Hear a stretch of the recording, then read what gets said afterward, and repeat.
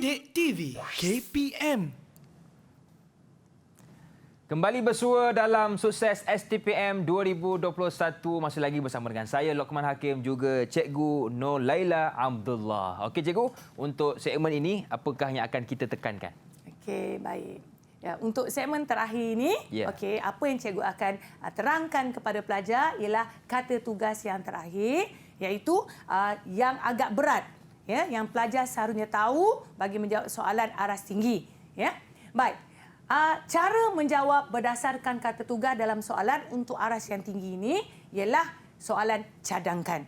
Jadi untuk soalan cadangkan, jadi bagaimana pelajar menjawab soalan sekiranya soalan itu meminta pelajar menjawab cadangkan. Jadi kalau soalan itu adalah soalan cadangan, seharusnya pelajar menjawab dan memberikan jawapan. Jawapan memerlukan peningkatan yang lebih baik. Mana jawapan itu perlu mencadangkan sesuatu yang lebih baik dari keadaan semasa. Katakan kita dah ada sesuatu, benda itu dah ada, tetapi kita mencadangkan supaya ia menjadi lebih baik. Ada unsur penambahbaikan dalam jawapan itu, iaitu ada unsur penambahbaikan, dan jika perlu, bukan jika perlu pun, memang perlu, pelajar menyebut lebih baik, menambah perkataan ini, lebih baik, lebih kukuh, ya, lebih banyak, lebih cekap, lebih. Maknanya ada penambahan dalam jawapan yang pelajar beri. Tak apa, cikgu akan tunjukkan kepada pelajar bagaimana kita nak menjawab soalan sekiranya soalan cadangan itu dikemukakan dalam soalan. Okey, contohnya, cadangkan 2 langkah pemuliharaan kawasan pinggir pantai yang mengalami hakisan. Cadangkan, cikgu dah warnakan merah kat situ. Cadangkan 2 langkah pemuliharaan kawasan pinggir pantai yang mengalami hakisan. Okey, antara contoh jawapannya ialah penanaman pokok bakau. Kalau pelajar itu menjawab penanaman pokok bakau saja, ia tidak menunjukkan penambahan atau peningkatan. Sebab itu, bila pelajar menjawab soalan ini, perlu ada penambahan kata, iaitu lebih banyak. Okey, lebih banyak. Contohnya, akar pokok berfungsi untuk mencengkam tanah.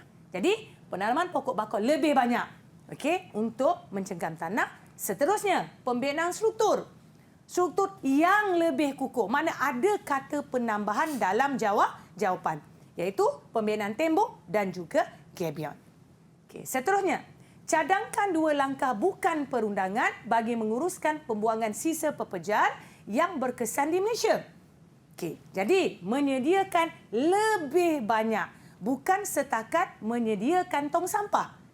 Jadi menyediakan lebih banyak tong sampah bagi memudahkan orang ramai untuk membuang sampah.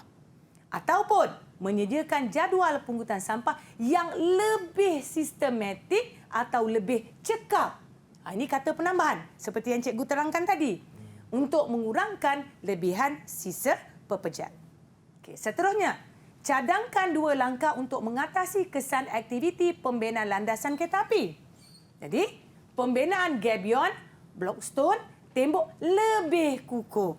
Okey, bagi menghalang runtuhan ataupun mengurangkan bunyi bising, ataupun menyiram air di tapak pembinaan lebih kerap bagi menghalang debu dari berterbangan.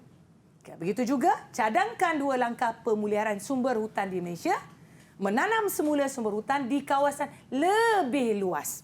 Ada kata penambahan bagi mengganti pokok yang telah ditebang supaya tumbuh dengan kadar yang lebih cepat, atau melakukan pendidikan dan pembangunan yang lebih terkini. Mungkin ada teknologi terkini, ya, untuk menghasilkan baka yang baru, tahan lasak, bagi mempercepatkan pertumbuhan pokok yang baru.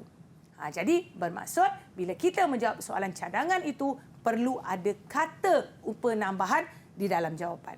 Okay. Dan untuk yang terakhir sekali, bagi kata tugas bagaimanakah, ini yang membawa markah yang besar, yang tinggi, iaitu 3 markah. Okay. Contoh soalan bagaimanakah. Sekiranya soalan itu kata tugasnya ialah bagaimana, jawapan yang perlu disediakan oleh pelajar ialah perlu ada fakta, perlu ada proses, perlu ada kesan. Yang mana fakta akan bawa 1 markah, proses 1 markah, kesan 1 markah, bermaksud satu isi kita akan dapat 3 markah. Jadi bagaimana nak mendapatkan 3 markah ini? Contoh soalannya. Bagaimanakah aktiviti manusia menyebabkan kegagalan cenderung berlaku? Jadi perlu ada 3. Aktivitinya ialah pembinaan sebagai fakta, prosesnya menyebabkan penarahan dan pemotongan lereng, kesannya ialah tanah akan longgar dan akhirnya akan runtuh. Contoh, seterusnya, bagaimanakah sistem geoformologi mengganggu aktiviti pertanian? Okey, sistem geoformologi mengganggu aktiviti pertanian. Dan jawapan saya katakan tadi, dia perlu ada fakta, proses dan kesan. Jadi, letusan gunung berapi sebagai fakta, prosesnya mengeluarkan asap dan debu, kesannya kawasan pertanian akan terbakar dan musnah. Satu lagi, sistem geoformologinya ialah hakisan sebagai fakta, hakisan permukaan ataupun aliran permukaan sebagai proses, kesannya kesuburan tanah akan terjejas. Kemudian, bagaimanakah aktiviti pertanian pindah mengganggu kitar oksigen di kawasan pertanian tersebut? Jadi, jawapannya ialah bagaimana aktiviti pertanian pindah.